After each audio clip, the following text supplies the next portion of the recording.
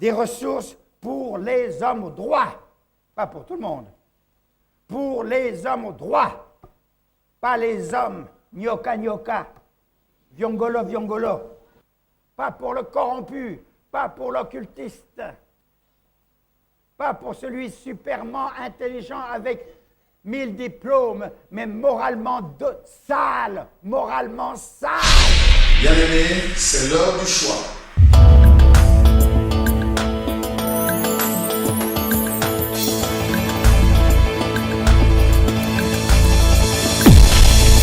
Au pied du Seigneur, je t'invite pour écouter la parole éternelle, car c'est l'heure du choix. C'est l'heure du choix. C'est l'heure du choix. C'est l'heure du choix.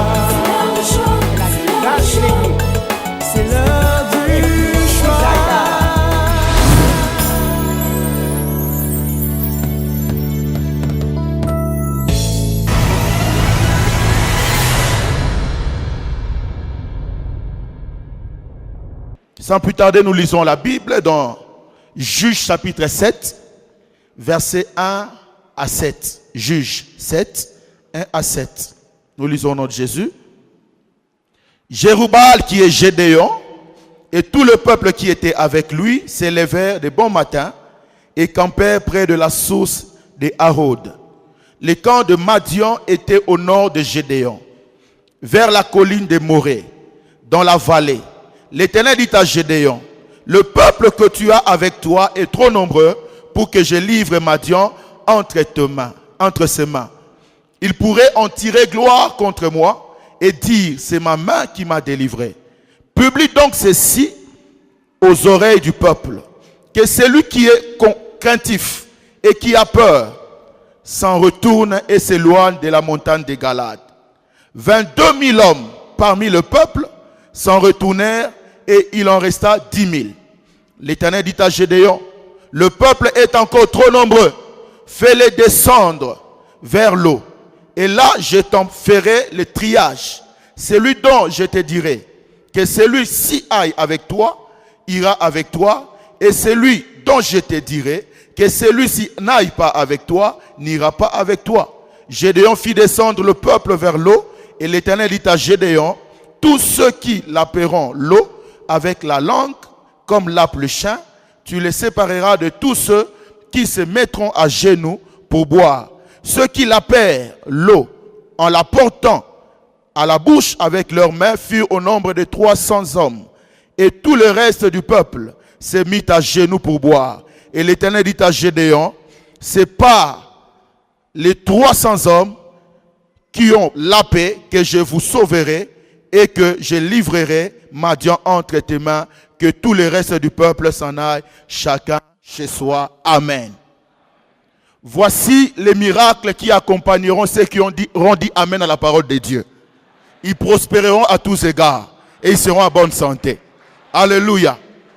J'aimerais partager ce matin sous ce thème, destiné à influencer sa génération. Destiné à impacter sa génération. Vous savez, l'Église n'est pas sous la terre par hasard. Le chrétien n'est pas sous la terre par hasard. Si Jésus-Christ a laissé l'Église sous la terre, c'est pour que l'Église arrive à influencer cette génération. Alléluia. Si Jésus-Christ nous a laissés sous la terre, les jours où nous avons cru en Jésus, Jésus ne nous a pas repris directement. Il nous a laissé le temps de vivre sous la terre. C'est pour que nous puissions impacter les hommes dans ce monde. Alléluia. Nous ne sommes pas là par hasard, je dis. Nous ne sommes pas là pour rien.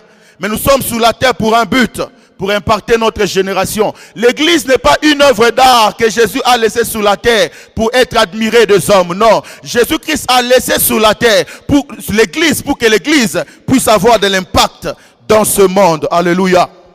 C'est très important, frère. L'église n'est pas simplement sous la terre pour décorer la terre. Elle n'est pas une œuvre d'art, comme je l'ai dit, que Jésus nous a laissé pour être simplement admiré par les hommes. Mais elle est sous la terre pour un grand impact dans sa génération. Alléluia. Jésus-Christ a dit, vous êtes le sel de la terre, la lumière du monde. Nous sommes la lumière. Nous devons éclairer les ténèbres autour de nous. Nous devons éclairer les ténèbres de ce monde. Nous devons, en tant que sel, donner le goût au monde. Alléluia. Dieu veut changer les choses. Dieu veut changer des situations. Dieu veut changer les cœurs. Dieu veut transformer des vies. Dieu nous a choisis. Dieu travaille avec nous pour pouvoir impacter, influencer cette génération. Ce n'est pas en vain que Dieu a permis que vous naissiez dans cette famille. Ce n'est pas en vain que Dieu a permis que vous soyez membre de cette église. Ce n'est pas en vain que Dieu a permis que vous fassiez partie de la population de Lubumbashi pendant cette période. C'est pour un but. C'est pour que vous puissiez à votre tour, comme les autres, impacter, influencer cette génération. Écoutez frère, la génération présente a besoin de votre influence. La génération présente a besoin des choses que Dieu a mises en vous. La Bible dit que David en son temps, après avoir servi au dessein de Dieu, est mort. David n'est pas mort avant d'avoir servi, mais David est mort après avoir servi. Je déclare dans la vie de quelqu'un que tu ne mourras pas avant d'avoir servi au dessein de Dieu. Aussi longtemps que tu n'as pas travaillé pour l'accomplissement du plan de Dieu dans ce monde, dans cette vie de Lubumbashi, tu ne mourras pas. Parce qu'il y a des choses que Dieu a fait en toi et le peuple de ce monde, les Congolais ont besoin de cela. Alléluia. Oh, j'aimerais dire à quelqu'un, Dieu ne ressuscitera plus Abraham. Dieu ne ressuscitera pas Paul. Dieu ne ressuscitera pas Pierre. C'est vous qui êtes le Paul de ce moment. C'est vous qui êtes l'Abraham de ce moment. C'est vous qui êtes le David de ce moment. Et nous devons avoir de l'influence. Alléluia. Alors, c'est quoi une génération? J'ai pris 3 définitions. La génération, premièrement, c'est l'ensemble des individus qui ont chacun un degré de filiation. L'ensemble des hommes, des individus, des êtres humains qui ont chacun un degré de filiation. C'est une descendance donnée. C'est une progéniture. Cette descendance commence du père au fils. C'est ça la génération. Une progéniture qui commence du père au fils. Deuxième définition que j'ai retenue, c'est quoi la génération? La génération, c'est l'espace de temps. C'est un espace de temps. C'est l'ensemble des individus vivant dans une même période. On entend dire, ils sont de la même génération. Ce sont les hommes de la même génération. Des gens qui vivent dans une même période. L'ensemble de ces personnes-là font partie d'une génération. Ecclésiaste chapitre 1 verset 4, il est dit, une génération s'en va, une autre vient, et la terre subsiste toujours. Vous voyez, une génération s'en va, une autre vient, mais la terre subsiste toujours. Nous ne sommes pas de la première génération. Avant nous, il y a eu des générations qui se sont succédées. Et après nous, il y aura des générations qui vont se succéder également. Donc c'est l'espace de temps dans lequel vit un certain nombre de personnes. Et troisième définition, la génération, c'est un état d'esprit. Un état d'esprit. Une conception des choses. Une manière de concevoir. C'est comme cela qu'on peut dire que ce sont les gens d'une même génération. Vous savez, lorsque quelqu'un porte aujourd'hui ce qu'on appelait à l'époque soupana, des pantalons qui commençaient comme ça, on dit, ah, il est de la génération là. Je crois que les papas qui sont là connaissent. À l'époque, les gens avaient beaucoup de cheveux. On dit, ah, il est de cette génération-là. Vous voyez? Ils ont leur manière de concevoir les choses. Ils ont leur manière d'appréhender les vies. Ils ont leur manière de voir les choses. Donc cette manière de voir fait partie aussi d'une génération. Ça peut se manifester par la façon de s'habiller, par la façon de parler. Vous voyez? Actuellement, les jeunes de cette génération ont leurs termes. Ils ont leur manière de parler. Ils ont leur manière de s'habiller. Vous voyez? À l'époque, le pantalon était jusque là. c'était par rapport à cette génération-là. Mais actuellement, ça commence à descendre. Vous voyez? Petit à petit, ça descend, ça devient là. C'est par rapport aux générations. Donc c'est un état d'esprit, c'est une manière de concevoir des choses, c'est une manière de voir, une manière de s'habiller, une manière de parler, une manière de penser. C'est ça la génération. Alors, j'aimerais dans cette prédication nous parler de 4 types de personnes qui sont dans une génération. Dans chaque génération, nous avons 4 types de personnes. Nous avons 4 types d'individus dans chaque génération. Et puis nous allons prier. Amen. Le premier type ou la première catégorie dans une génération sont ceux qui ne font rien dans leur génération. Les gens qui ne font rien dans leur génération. Dans le passage que nous avons lu dans Juges chapitre 7, versets 1 à 7, on nous montre des personnes qu'on avait sélectionnées pour pouvoir défendre la cause de tout un peuple. Ces gens qu'on avait, ces vaillants hommes qu'on avait sélectionnés, étaient appelés à défendre la cause d'Israël devant les Madians. Mais Gédéon, à sa grande surprise, Dieu va lui dire, le peuple avec qui tu es est trop nombreux.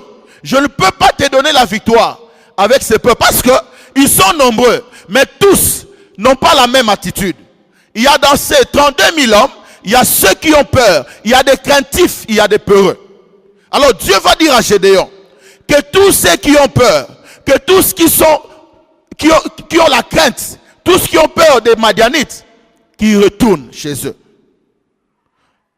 Des gens qui ne font rien dans leur génération. Des gens qui, la présence ne signifie rien, même à l'église. Il y a des gens, depuis qu'ils sont à l'église, on ne sent pas leur impact. On ne sent pas leur influence. Ils sont à l'église, qu'ils soient là, qu'ils ne soient pas là. C'est la même chose. On ne s'est même pas senti qu'aujourd'hui, tel frère, telle soeur n'est pas là. Pourquoi? Ils ont peur. Beaucoup de gens ne font rien dans leur génération parce qu'ils ont peur. Ils ont peur de s'engager dans un département. Ils ont peur de se donner à l'œuvre de Dieu. Ils ont peur de se consacrer. Ils sont comme ces 22 000 hommes qui avaient peur, qui avaient craint des Madianites. À cause de la peur, on ne fait rien pour sa génération. Ils sont à l'église, mais comme s'ils n'étaient pas là. Leur vie ne représente rien pour cette génération. Vous leur demandez, qu'est-ce que vous faites à l'église? Non, je ne suis qu'un simple chrétien. Comme s'il y avait des chrétiens composés. Est-ce qu'il y a des chrétiens composés? Il y a des simples chrétiens? Il n'y a pas de simples chrétiens. Nous tous, nous sommes appelés. Nous sommes destinés à travailler pour avoir de l'influence dans cette génération. Il n'y a pas de simples chrétiens, il n'y a pas de chrétiens composés. Ils avaient peur.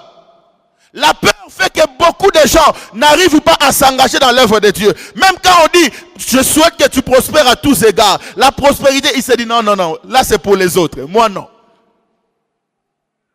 Moi non. J'ai pris ce matin que vous puissiez bannir la peur de votre vie. Afin de travailler pour influencer votre génération. Dans les champs de bataille, devant Goliath, qu'est-ce qui a fait que Saül et tout le peuple n'arrivaient pas à défendre leur génération? C'est la peur. La Bible déclare dans 1 Samuel, chapitre 17, verset 10 à 11. Le Philistin dit encore, je jette en ce jour un défi à l'armée d'Israël. Donnez-moi un homme. Donnez-moi un homme. Et nous battrons ensemble. Nous nous battrons ensemble. Saül, verset 11. Et tout Israël entendit ces choses du Philistin. Et ils furent effrayés et saisis d'une grande crainte. Goliath se présente. J'ai besoin d'un homme. J'ai besoin d'un combat face à face. Donnez-moi un homme seulement qui peut me défier. Mais à sa grande surprise, il n'y avait aucun homme.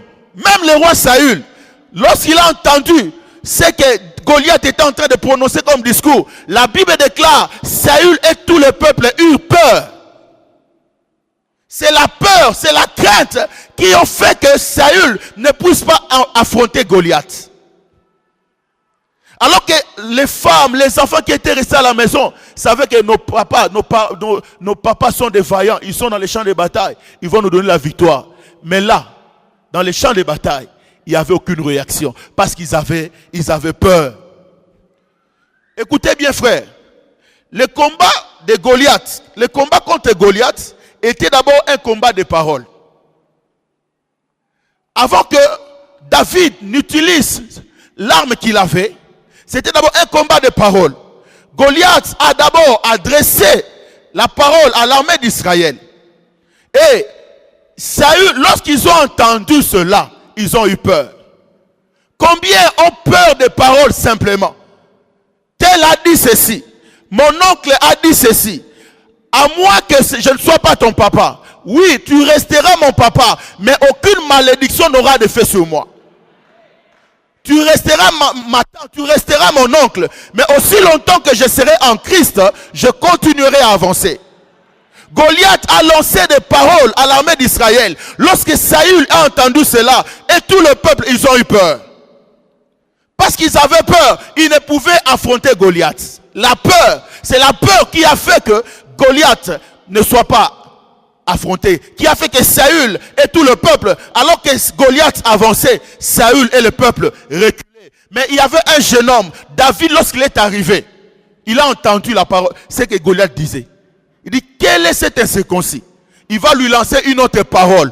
Aujourd'hui, Dieu va me donner ton corps. Aujourd'hui. Il lance d'abord la parole avant de lancer la pierre. Alléluia.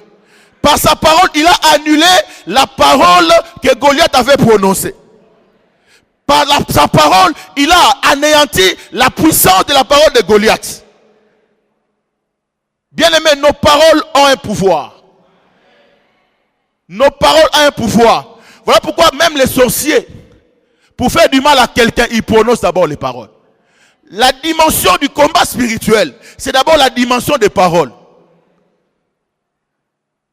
Nous devons comprendre que notre parole a un pouvoir.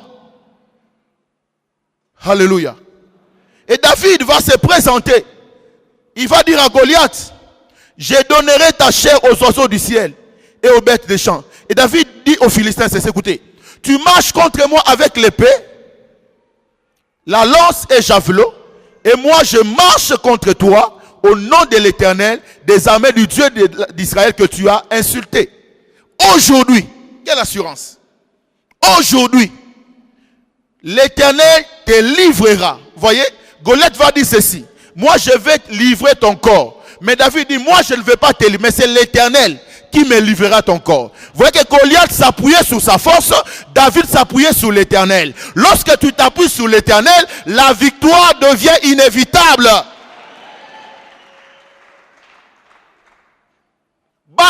Bannissez la peur de votre vie. Nous sommes, écoutez, j'ai dit souvent, le christianisme, dans le christianisme, il n'y a pas de civils. La Bible n'a jamais dit que Dieu est l'éternel des civils. Il est l'éternel des armées. Donc tout chrétien est un militaire. Nous devons être armés de cette pensée. Nous sommes des militaires de Jésus. Il n'y a pas de civils. David avait compris, je suis berger, mais j'ai quelqu'un. Si je m'appuie sur lui, il va m'accorder la victoire. Qui es-tu, Goliath? Tu ne peux faire face à celui qui compte sur l'Éternel. Si vous vous appuyez sur l'Éternel, l'Éternel vous abandonnera jamais. La peur fait que beaucoup de gens n'ont aucun impact dans leur génération. Oh, moi, je ne sais pas parler français. Ici, c'est la borne. Dieu n'est pas français. Dieu n'est pas anglais. Dieu n'est pas lingala. Dieu est Dieu. Même si tu parles dans ta langue maternelle, il va t'utiliser puissamment. Là, on passe seulement en français. Moi, je ne sais pas parler français. Même si je ne sais pas parler français, même si tu dis le maman, un maman, une papa, ça, ce n'est pas un problème. Mais si tu as la chose de Dieu en toi, bien aimé dans le Seigneur, Dieu va t'utiliser. Mais si tu as l'occasion d'apprendre le français, il faut apprendre le français. Il ne faut pas dire, oh non, pasteur a dit français. Il faut apprendre. Hein? Donc la première catégorie de ceux qui ne font rien dans leur génération sont ceux qui ont peur. Le 22 000 avait peur. Dieu regarde sur les 10 000 qui étaient restés. Dieu dit à Gédéon, il y a encore, le peuple est encore nombreux. Qu'est-ce qu'il faut faire? Il dit, tu vas maintenant les amener, comme ils ont tous soif. Tu vas les amener devant la rivière. Tous ceux qui vont s'agenouiller pour boire vont rentrer. Mais tous ceux qui vont laper l'eau, c'est ceux-là avec qui je vais travailler. Et Gédéon arrive comme ça, sur les 10 000, seulement 300 ont lapé l'eau. Les restes, c'était combien? 9 700. Ils se sont mis à genoux. Dieu dit qu'ils retournent. Écoutez frère, tous ceux qui s'agenouillent devant les choses de ce monde ne feront rien pour leur génération. Ils avaient tous soif. Mais combien aujourd'hui s'agenouillent devant les choses de ce monde, devant l'argent? Voilà pourquoi ils n'ont aucun impact sur la génération. Dieu dit, ces gens qui s'agenouillent comme ça, pas à cause de la soif, ils peuvent s'agenouiller devant l'eau. Ces gens, je ne peux jamais les utiliser. Qu'ils retournent. J'ai besoin des gens qui tiennent la tête devant les difficultés. J'ai besoin d'utiliser les sœurs, même si elles manquent le lait de beauté, même si elles manquent le parfum, mais elles s'attachent au Seigneur. Jésus devient leur parfum. Mais tous ceux qui s'étaient agenouillés, combien s'agenouillent aujourd'hui à cause de l'argent? Devant les idoles, dans des petites maisonnettes, pour seulement avoir quelque chose. De telles personnes ne peuvent rien faire pour leur génération. Notez aussi Exode chapitre 2 verset 14. Là c'est Moïse qui a fui à cause de la peur. Alléluia.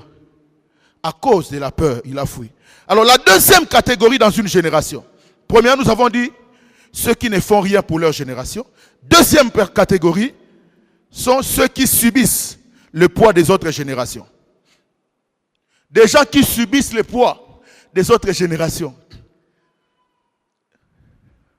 Jean chapitre 9, verset 1 à 2, la Bible dit ceci. Jésus vit en passant un homme aveugle de naissance.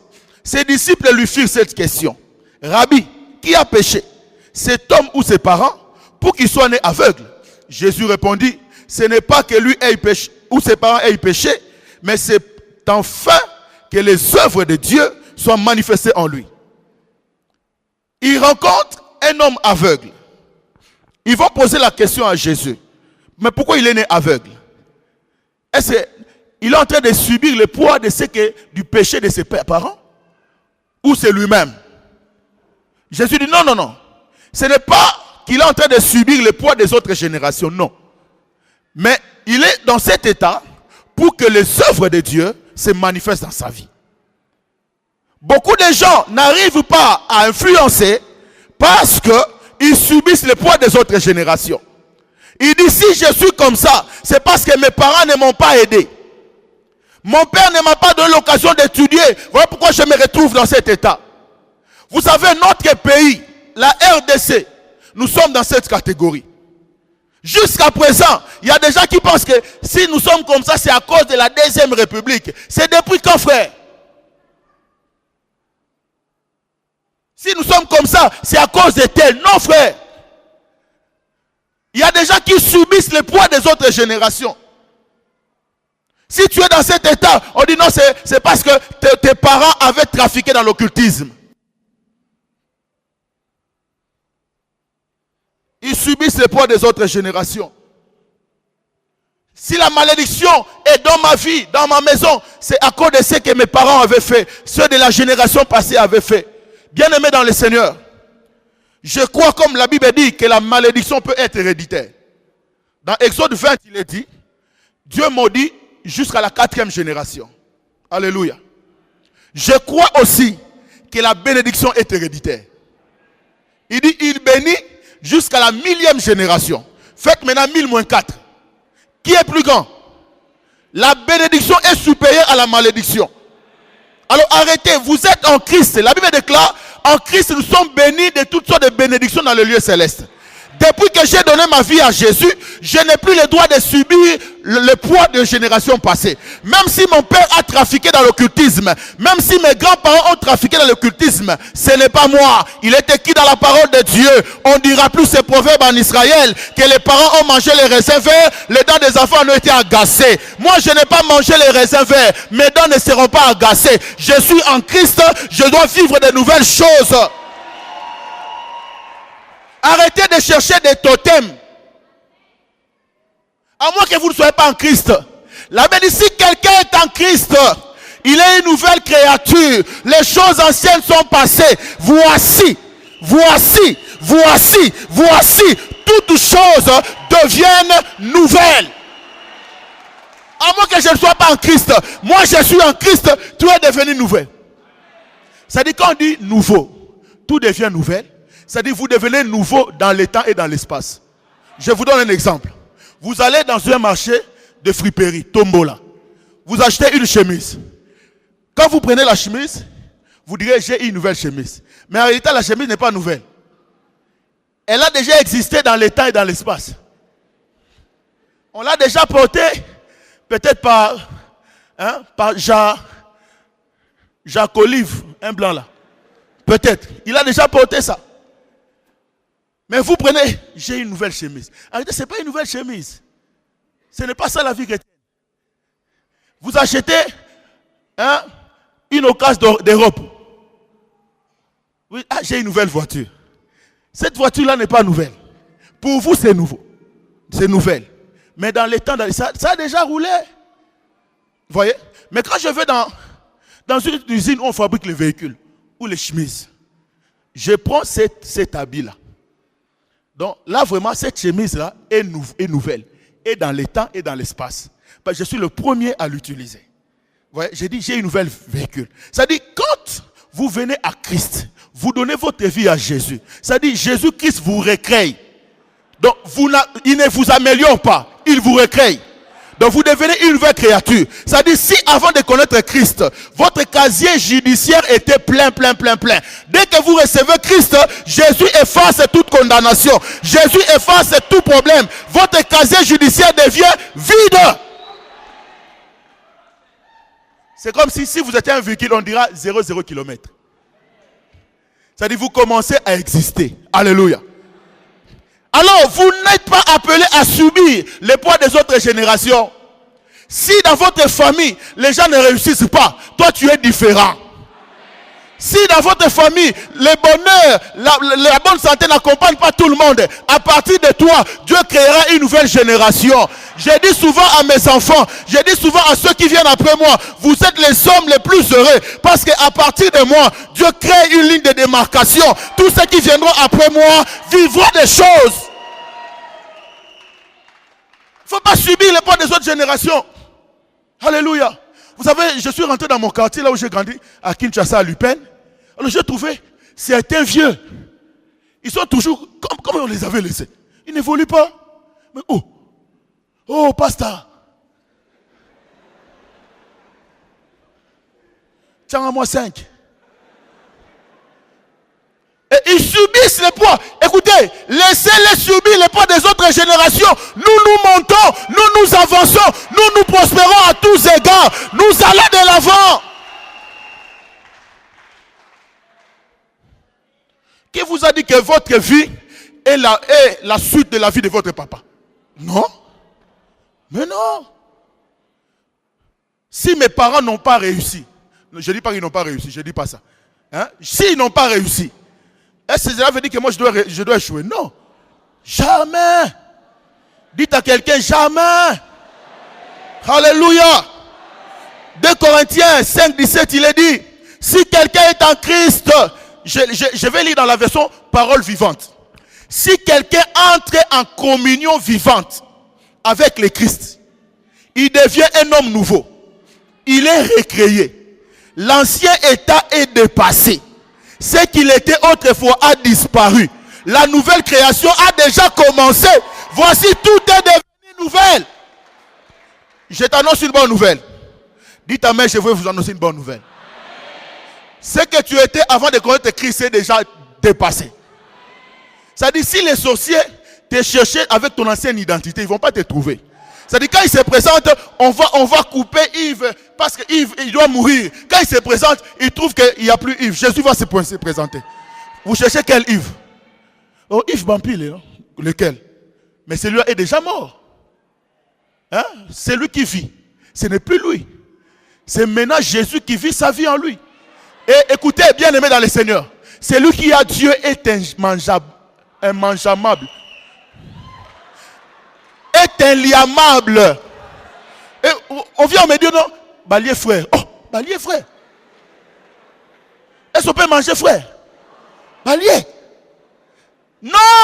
Si tu es en Christ, tu dois vivre de nouvelles choses. Tu ne dois pas subir le poids de la génération passée. Dites à quelqu'un nouvelle chose. Ah, nouvelle chose. Le Fils de Dieu apparu pour détruire les œuvres du diable. Écoutez, que le diable, ses desseins soient là ou pas. On n'ignore pas ses desseins. Mais c'est un ennemi vaincu. Et j'ai béni Dieu parce que Jésus-Christ n'a pas voulu tout terminer seul. Il dit, bon, moi je vais prendre la tête, je vous laisse la queue.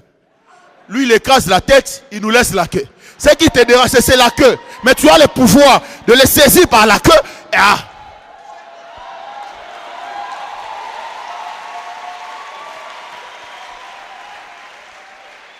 c'est-à-dire, quand on dit nouvelle créature, en grec, on parle de kainos. Kainos. Kainos, c'est-à-dire nouveau, neuf, récent, qui vient de se produire. Yoka, tu viens de te produire. Ce n'est plus moi qui vis, c'est Christ qui vit en moi. Tu es neuf. Tu es nouveau.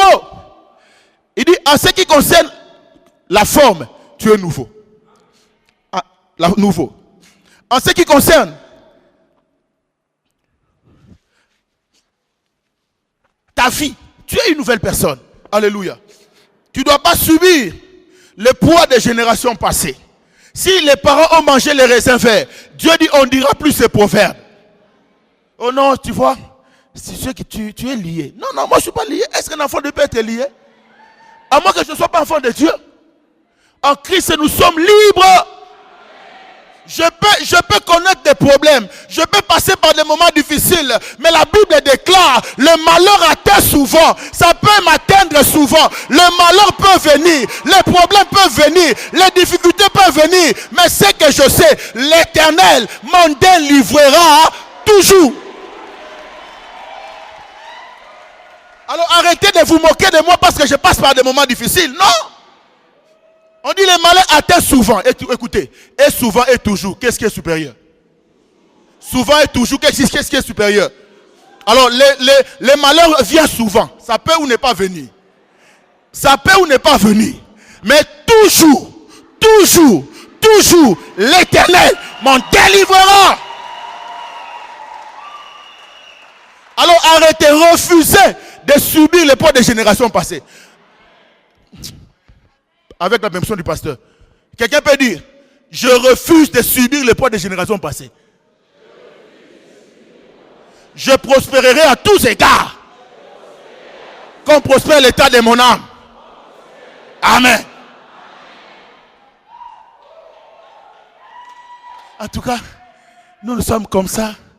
C'est notre papa. Quel beau papa? Mais il est déjà mort. Mais vous êtes recréés en Christ. Amen. Je vais aller rapidement. Troisième catégorie dans une génération sont ceux qui créent des problèmes dans leur génération. Il y a ceux qui subissent. Troisième, il y a ceux qui créent des problèmes. Voisins, pardon. Ne nous créez pas des problèmes dans cette génération. Alléluia. Il y a des problèmes dans leur génération. Lisez Josué chapitre 7, versets 10 à 12. Et 19 à 20, on parle de l'histoire d'Akan. Israël devait affronter Haï. Après avoir remporté la victoire sur Jéricho. Mais parmi le peuple, il y avait quelqu'un qui avait touché à l'interdit.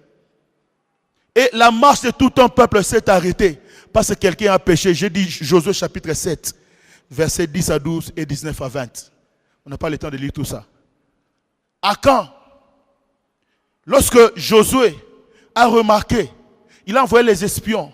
ils sont revenus, ils ont dit, on n'a pas besoin de fatiguer le peuple. Choisissons seulement un petit nombre et nous allons prendre les dessus sur Haï. À leur grande surprise, en revenant, ils ont connu une défaite. Josué, la Bible déclare, il s'est mis à genoux pour la prière. Et Dieu va lui dire, les enfants d'Israël ont péché. Ah, mais c'est un seul homme avec sa famille qui ont touché à l'interdit. Mais Dieu dit, les enfants d'Israël. Frère, écoutez ceci. Lorsque nous devenons chrétiens, on ne vit plus pour soi-même. Il y a ce que nous appelons la loi de la représentativité. Partout où vous êtes dans votre travail, dans votre université, vous représentez cette église. Si vous vous comportez mal, vous êtes en train de ternir les témoignages de toute l'église. On dira, on ne t'appellera pas par ton nom. On dira, bah frère, il y a la borne. Akan seul a péché. Et Dieu va dire à Josué, jusqu'à Akan. Jusqu'à Akan. Il dit, c'est verset 12. Aussi les enfants d'Israël ne peuvent-ils résister à leurs ennemis? Ils tourneront les dos devant leurs ennemis, car ils sont sous l'interdit. Je ne serai plus avec vous, si vous ne détruisez pas l'interdit du milieu de vous. Josué dit à Akan, mon fils, donne gloire à Dieu, le Dieu d'Israël, et rends-lui hommage. Dis-moi donc ce que tu as fait. Alléluia. Ce que tu as fait. J'aime le verset 11. Nous montons un peu. Israël a péché. Ils ont transgressé mon alliance que je leur ai prescrite. Ils ont pris des choses dévouées par interdit. Ils les ont dérobées et ont dissimulées. Ils les ont cachées parmi leurs bagages. J'aimerais dire une chose ici.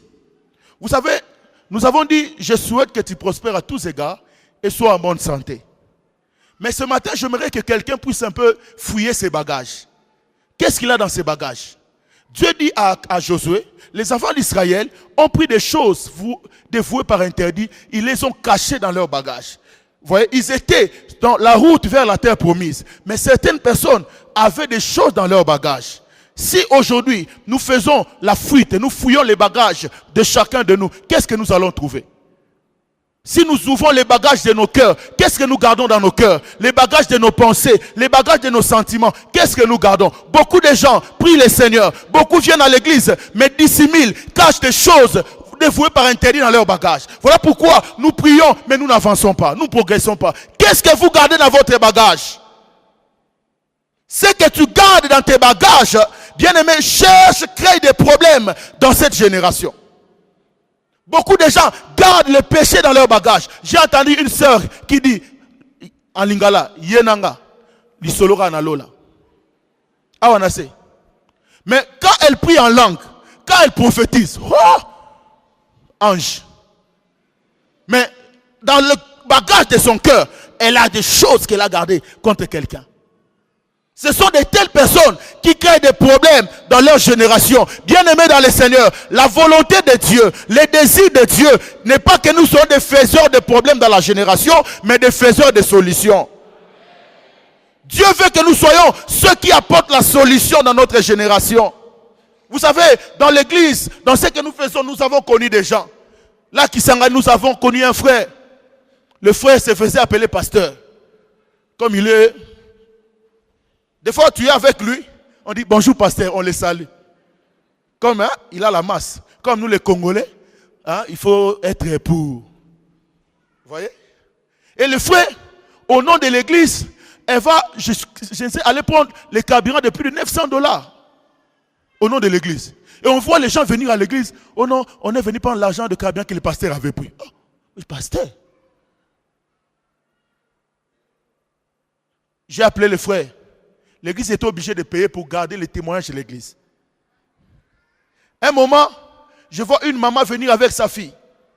Le frère était ouvrier à l'église. Il prêchait même. Oh non, le frère a fait avorter ma fille. Oh. Waouh, je dis ça devient trop. Je dis ok, on te suspend. On suspend le frère et le frère va quitter l'église. Et vous savez, ce qui crée des problèmes sont, lorsqu'ils parlent, vous risquez de croire qu'ils ont raison. Hein? Ils partent dans une autre église, ils donnent d'autres raisons. Je vois le pasteur de cette église qui vient vers moi. Oh non, j'ai reçu un tel frère. Il est... Moi, j'ai dit, ok, pasteur, c'est qui est vrai. Il va aussi quitter chez toi. J'ai dit, je ne prophétise pas. Mais je sais que je connais le frère. Il ne va pas traîner chez toi. Une année, c'était beaucoup. Le même problème qu'il avait fait chez nous, il a repris cela là-bas. Il part dans une autre église. Ouais, des gens qui créent des problèmes. Des problèmes.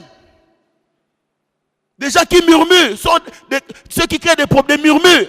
Écoutez, lorsque vous murmurez, vous êtes en train de faire des murs partout, vous n'allez pas avancer. Murmure. Ceux qui murmurent n'avancent pas. Alléluia. N'avancent pas. Ne soyez pas comme Akan, qui a créé des problèmes dans sa génération. Mais soyez comme ces jeunes hommes que nous trouvons dans Jean chapitre 6, versets 5 à 9.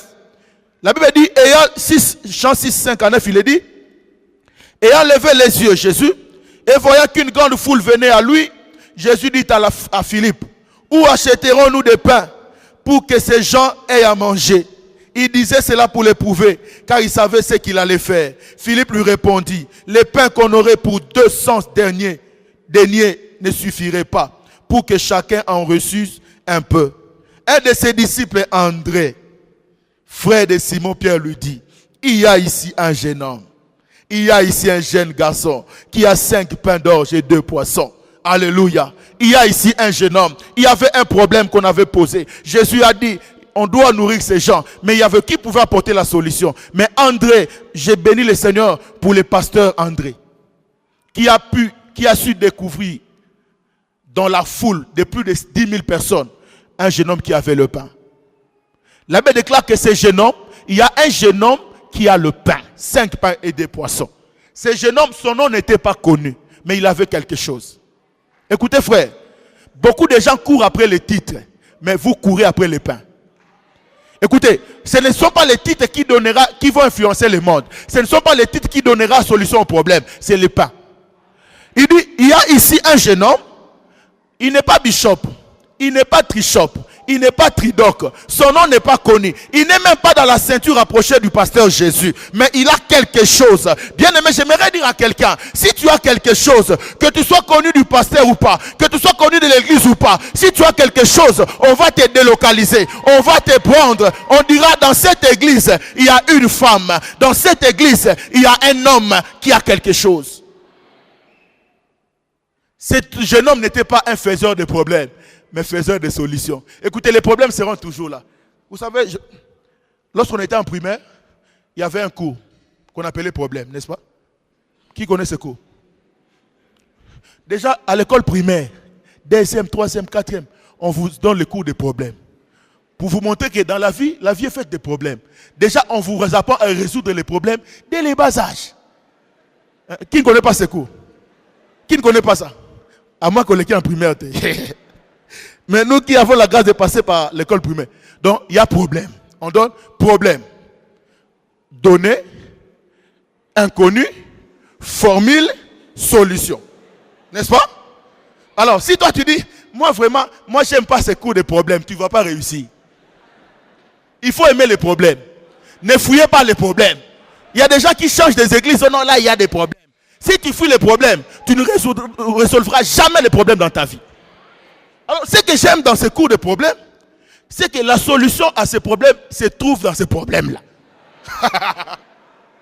si vous cherchez ailleurs, vous ne trouverez pas la solution. Mais prenez seulement les données. Si seulement vous découvrez la formule, vous trouvez la solution.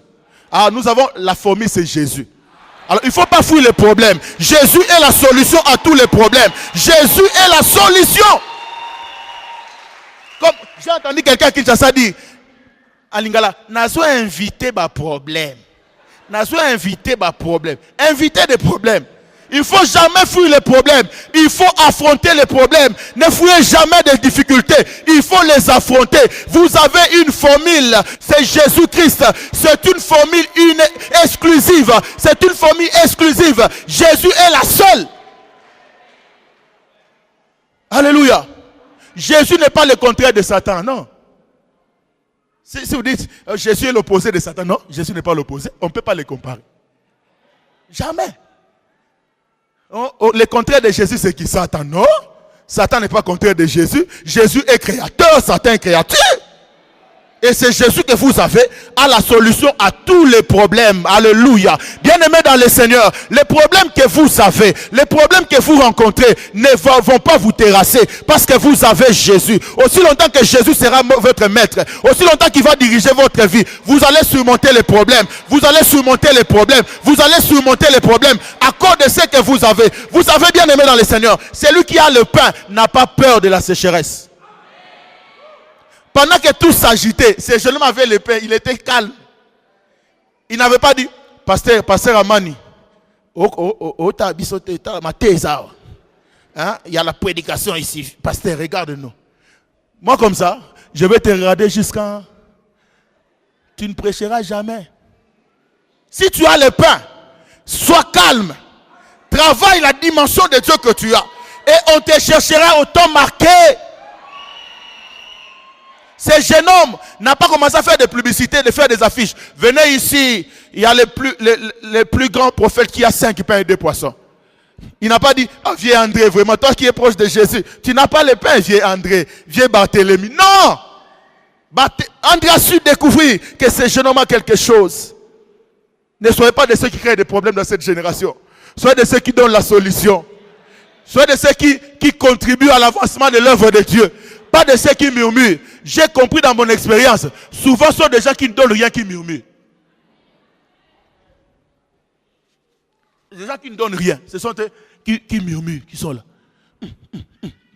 Non, ne soyez pas comme ça. Ne soyez pas un problème dans votre génération, mais soyez une solution dans votre génération.